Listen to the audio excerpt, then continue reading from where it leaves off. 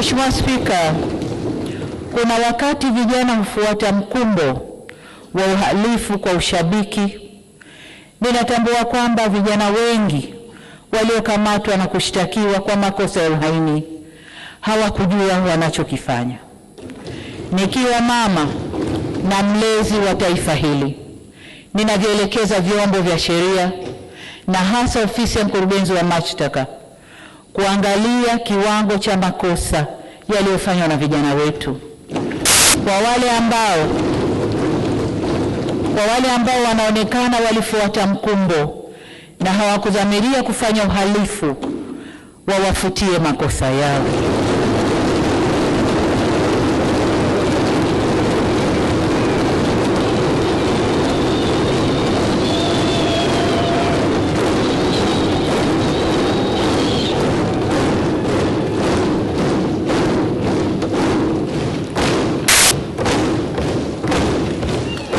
Asante waheshimiwa wabunge, nashukuru. Waheshimiwa wabunge, ukiangalia klipu zile za maandamano, unaona kabisa kuna vijana ambao waliingia kwa kufuata mkumbo.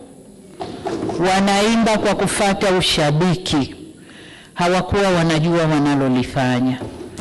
Kwa hiyo kama mlezi, kama mama, ndio maana naelekeza vyombo vya ulinzi na usalama, hasa ofisi ya DPP, kuchuja viwango vya makosa, na kwa wale waliofuata mkumbo basi waseme nao kisha wawaachie waende kwa wazazi wao.